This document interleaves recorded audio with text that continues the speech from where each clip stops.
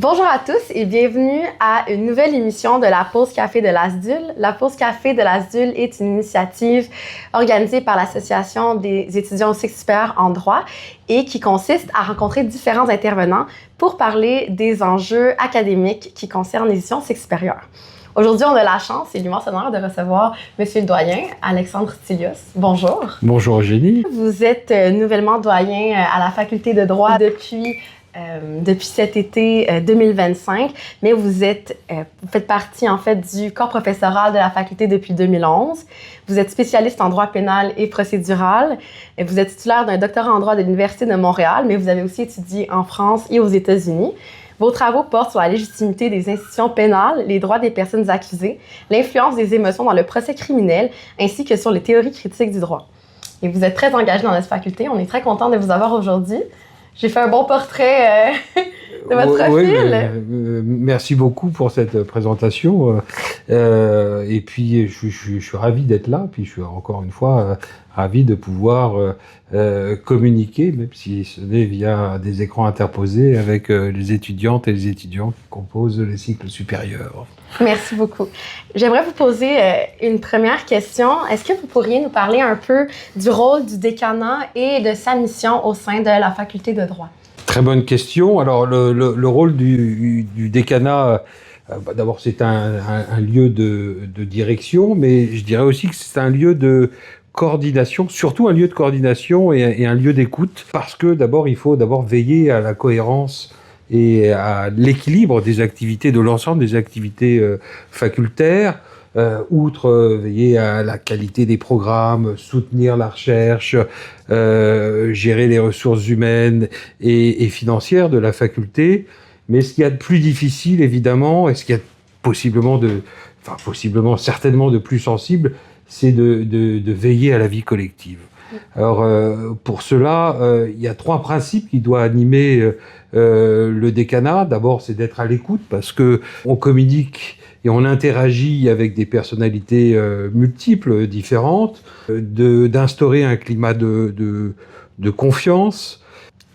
Car finalement, le défi, c'est quoi? C'est de créer un climat relationnel solide, donc basé sur la confiance.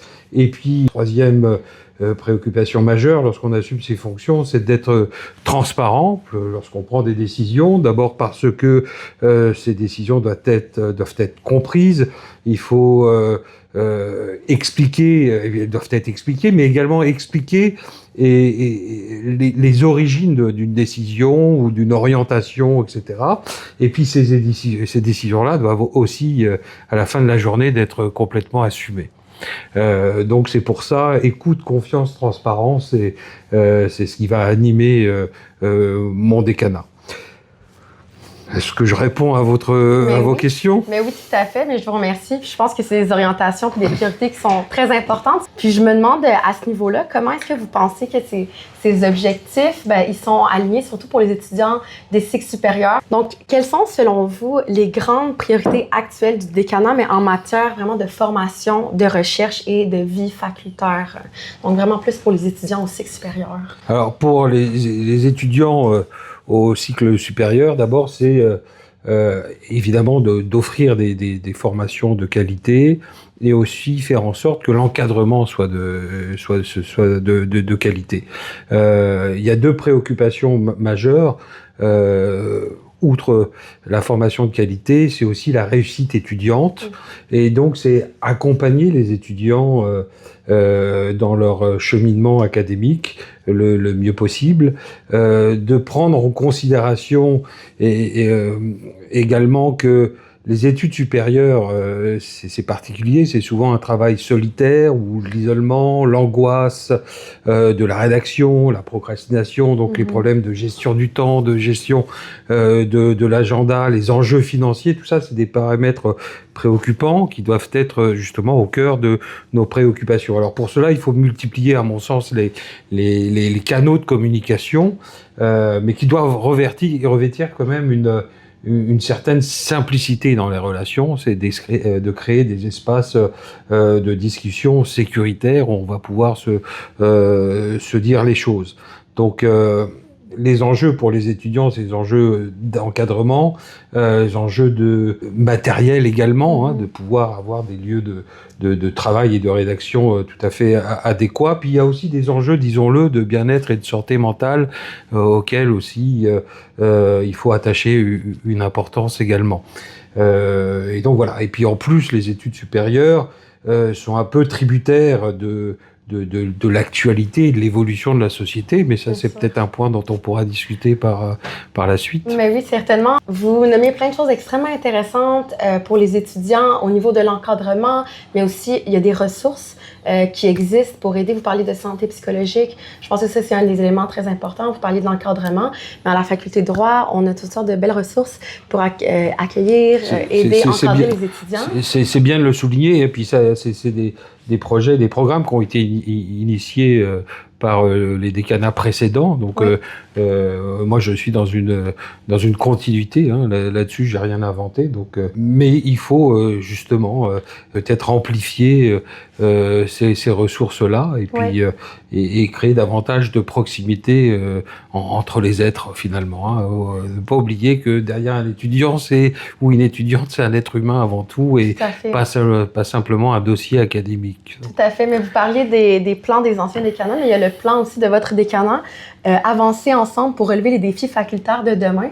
Est-ce que vous voulez nous en parler un petit peu? Alors, ce que j'avais mis en avant dans ce plan-là, c'est de créer des espaces justement de dialogue et d'échange. Vous êtes au fait que nous avons lancé un processus de consultation assez vaste des étudiantes et des étudiants à tous les cycles dans le cadre de la planification stratégique parce qu'on veut donner la parole à toute la communauté facultaire. Et quand je dis communauté facultaire, c'est autant les étudiantes, les étudiants, les professeurs, les chargés de cours, mais également le personnel administratif et finalement tout le monde est concerné par la mission de la faculté. Donc là, par exemple, les étudiantes et les étudiants ont reçu un questionnaire qui a été lancé la semaine dernière, mais auquel il y a un certain succès. On obtient beaucoup de réponses et aussi beaucoup de réponses qualitatives parce que les cases commentaires sont bien remplies. Il suffit pas simplement de cocher des choix de réponses, mais il y a aussi, on a mis dans certaines questions des espaces un peu plus libres de commentaires, et puis là, ces espaces sont assez remplis, ce qui fait qu'on va devoir faire aussi un travail et une analyse qualitative aussi de ces questionnaires-là. Oui. Et puis ça, en fait, moi, c'est important de donner la parole finalement à la communauté facultaire, etc. Donc, et puis à partir des réponses qu'on va obtenir, c'est à partir de là qu'on va définir notre plan d'action et prendre en compte quelles sont les préoccupations majeures qui reviennent souvent, non seulement parmi les étudiantes et étudiants des cycles supérieurs, mais également aussi la vision des professeurs, etc., pour essayer de faire une œuvre commune, en fait, de cette planification stratégique. On voit que les besoins des étudiants sont vraiment entendus par le décanat, donc le décanat est à l'écoute de vos besoins. Puis, Monsieur le doyen, je peux à l'écoute, il n'y a pas que le doyen, il y a aussi sont à l'écoute. Je suis un peu aussi obligé de mentionner ma directrice de programme au deuxième cycle, Julie Desrosiers, mon collègue Olivier Delas, qui est directeur du doctorat. Donc ça, c'est vos premiers canaux de communication.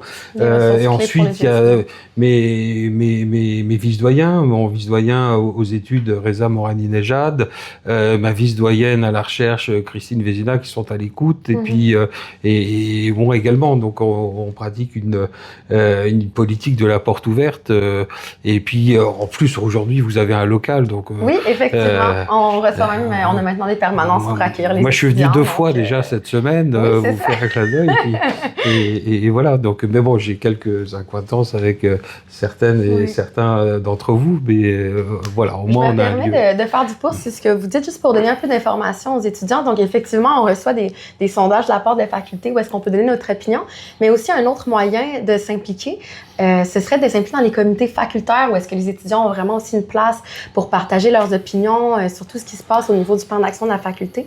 Donc si jamais ça vous intéresse de participer au comité facultaire, juste de rester à l'affût des communications de l'ASDUL, puis généralement une fois par l'année à l'Assemblée générale annuelle, on élit les étudiants à ces postes-là. Et donc alors justement, je voudrais également faire du pouce, comme vous dites. La planification stratégique, par exemple, on a créé un comité consultatif composé d'étudiantes et d'étudiants, et puis votre représentante au cycle supérieur est absolument merveilleuse, et puis les idées amenées par les étudiantes et étudiants composant ce comité qui nous assiste finalement la direction dans notre planification stratégique sont non seulement pertinentes mais permettent d'ouvrir des échanges extrêmement riches. Donc je suis ravi moi du résultat qu'on obtient, puis on a toujours un plaisir à se voir, c'est toujours très constructif. Ah ben, je vous remercie grandement pour ces mots. J'aimerais revenir sur un élément que vous aviez abordé plus tôt, dont on s'était dit qu'on allait parler un peu davantage, c'est le moment. On parlait de la réalité qui est changeante en société. Il y a beaucoup d'évolutions, notamment dans le monde de la recherche, qui se transforme un peu. On sait un peu ce qui se passe avec l'intelligence artificielle, notamment pour nommer un des enjeux. Vous l'avez bien nommé. C'est ça. Mais donc, je voulais voir un peu de votre côté, comment est-ce que vous percevez ces changements de la réalité pour les étudiants et comment est-ce que les étudiants peuvent s'adapter, autant ceux qui vont commencer leur parcours au cycle supérieur bientôt, que ceux qui sont déjà dans la machine? Alors, parmi ces enjeux, vous l'avez bien nommé, l'intelligence artificielle qui est en train de bouleverser non seulement l'apprentissage, mais également le savoir. Il y a une multiplication des sources du savoir en raison de l'intelligence artificielle. Il y a une complicité aussi des cadres juridiques internationaux aujourd'hui qui sont devenus peut-être plus fragiles. Et puis il y a une production scientifique, il y a une production dite scientifique qui est extrêmement importante, et il y a une saturation de l'information aujourd'hui. Et évidemment, l'étudiante ou l'étudiant au cycle supérieur doit prendre en considération ces défis, et il y a peut-être trois aptitudes à développer. D'abord, une capacité d'analyse profonde de ces enjeux-là. Peut-être que cela va conduire à une polyvalence méthodologique, faire appel, dans le cadre des travaux de recherche, à l'interdisciplinarité, parce qu'aujourd'hui, on voit bien que les enjeux sont de plus en plus complexes et font appel à plusieurs champs de savoir et de connaissances. Et surtout, une aptitude importante, c'est que lorsqu'on entame des études supérieures, il va falloir développer une endurance intellectuelle. Parce que les projets vont devenir de plus en plus complexes, possiblement plus longs, et puis toujours un travail solitaire, mais il faut aussi apprendre aussi également à travailler davantage en équipe. Donc c'est ça les enjeux, à mon avis, auxquels sont confrontés les cycles supérieurs dans un avenir assez court. Toutes ces attitudes que vous mentionnez, je pense que c'est d'excellents conseils, des bons rappels pour les étudiants. Si vous pouviez... si vous aviez un message à transmettre à nos étudiants actuels ou peut-être aux étudiants futurs qui nous écoutent. Aux étudiants, alors d'abord, une faculté de droit, il faut comprendre que les cycles supérieurs ne sont pas une annexe de la faculté de droit. Ils en font partie à part entière, ils sont aussi, font partie aussi du cœur de la recherche aux côtés des professeurs. Le message, en fait, sans les études supérieures, une faculté de droit n'a pas la même saveur. D'abord parce que vous obligez les professeurs à être de plus en plus curieux, à remettre en cause des évidences, et surtout à sortir de nos zones de confort, de par votre sujet, de par vos sujets de recherche, etc. Et le message que j'ai à transmettre aux étudiantes et aux étudiants des cycles supérieurs, d'abord, c'est de développer votre curiosité intellectuelle, de développer votre analyse critique et votre pensée, votre propre pensée. Et un conseil pour cela, ça se résume en un mot, mais que je vais répéter 3 fois, lisez, lisez et lisez.